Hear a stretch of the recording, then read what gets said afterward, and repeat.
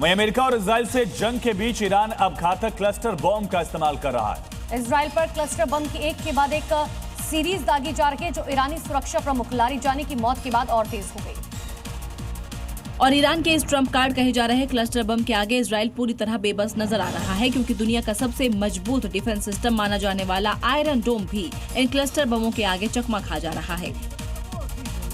मिसाइलों के जरिए क्लस्टर बम 23,000 फीट की ऊंचाई पर फटते हैं और 70 से 80 की संख्या में छोटे छोटे बमों के रूप में बिखरते हैं। ऐसे में एयर डिफेंस अलग अलग दिशाओं में फैले दर्जनों बॉम्ब्स को इंटरसेप्ट करने में कंफ्यूज हो जाता है। ये एक तरह से आसमान में छोटी छोटी मिसाइलों का जाल है, जो इजराइल के लिए परेशानी वाला साबित हो रहा है। और बड़ी खबर है, इजरायली सेना का बड़ा दावा है, लेबनान में हिजबुल्लाह को बड़ा नुकसान हुआ है, कम से कम 800 लड़ाकों को मार गिराया।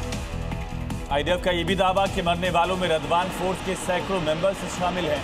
इस हफ्ते के आखिर तक हिजबुल्लाह के 170 ठिकानों पर हमला किया गया, ये दावा किया जा रहा है आईडीएफ की तरफ से। एक और फ्रंट जंग का लेबनान में लगातार इजराइल की स्ट्राइक जारी है, ऑन ग्राउंड ऑपरेशन भी आगे बढ़ रहा है। और बड़ी खबर आपको बता दें, महाराष्ट्र में जमाखोरों पर बड़ा एक्शन लिया गया, प्रशासन ने छापेमारी अभियान चलाया। 249 जगहों पर प्रशासन ने रेड की है। रेड के दौरान 93 सिलेंडर जब्त किए गए हैं। केंद्र सरकार का भी आदेश है कि इस तरह के मामलों में सख्ती बरती जाए, रेड की जाए, छापामारी की जाए, और उसका असर लगातार दिख रहा है। 93 सिलेंडर बरामद किए गए। प्रशासन ने जमाखोरी के खिलाफ एक अभियान चलाया। इस अभियान के तहत पूरे जिले में करीब 249 जगहों पर छापेमारी की गई और एक्शन के दौरान 93 सिलेंडर जब्त किए गए।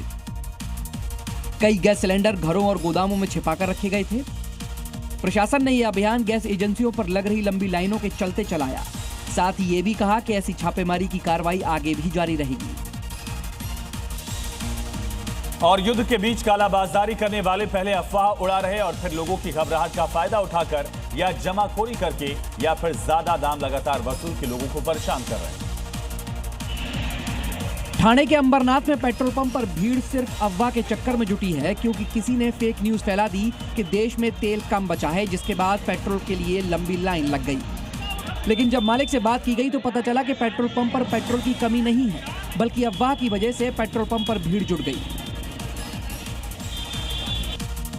युद्ध के बीच सबसे ज्यादा समस्या आम लोगों को हो रही है, क्योंकि पैसा और रसूख वालों को सब आसानी से मिल जाता है। लेकिन आपको तस्वीरों में दिखाएंगे कैसे मजदूरों को अपना पेट भरने के लिए जद्दोजहद करनी पड़ रही है। महाराष्ट्र की भिवंडी में 5 किलो की गैस के सिलेंडर की कमी हो गई है। इस वजह से सुबह से ही मजदूर लाइन में लग रही हैं। एजेंसी के बाहर कस्टमर्स की भारी भीड़ जुट गई है, जबकि मैनेजमेंट का कहना है कि सप्लाई मांग से काफी कम है, इसलिए लोगों को निराश होकर घर लौटना पड़ रहा है। एजेंसी ने बिना पक्षपात के डिस्ट्रीब्यूशन का दावा किया है, लेकिन कमी के कारण सभी की जरूरतों को पूरा करना असंभव हो गया है। और बड़ी खबर आपको हाथरस से बता दें, जहां पर प्रशासन ने औचक निरीक्षण किया। अधिकारियों का पेट्रोल पंप पर औचक निरीक्षण की तस्वीरें सामने आई। गैस एजेंसियों पर भी सप्लाई का जायजा लिया गया है। स्टॉक मिलाया गया कि आखिर जितनी सप्लाई हो रही है उतनी डिलीवरी हो रही है, या फिर ब्लैकमेलिंग का खेल भी चल रहा है। पेट्रोल पंप से लेकर गैस एजेंसी तक की जांच की गई है, जिसको लेकर यूपी प्रशासन अलर्ट पर है। हाथरस में पेट्रोल, डीजल और गैस की सुचारू आपूर्ति और सुरक्षा व्यवस्था आसानी से चलती रहे, इसके लिए डीएम और एसपी ने जिले में औचक निरीक्षण किया। अधिकारियों ने petrol pump, Indian oil, Bharat gas की एजेंसियों का जायजा लिया और सुचारू रूप से आपूर्ति का निर्देश दिया। सिलेंडर की सप्लाई कम होने से आपूर्ति पर बड़ा असर देखने को मिला। नागपुर में सिलेंडर के लिए लंबी लंबी लाइन देखने को मिली, क्योंकि वाना डोंगरी इलाके में हिंदुस्तान पेट्रोलियम की गैस एजेंसी के सामने सुबह सुबह ही सिलेंडर खरीदने के लिए लोगों की भारी भीड़ जुट गई और देखते ही देखते लाइन आधा किलोमीटर से ज्यादा लंबी हो गई।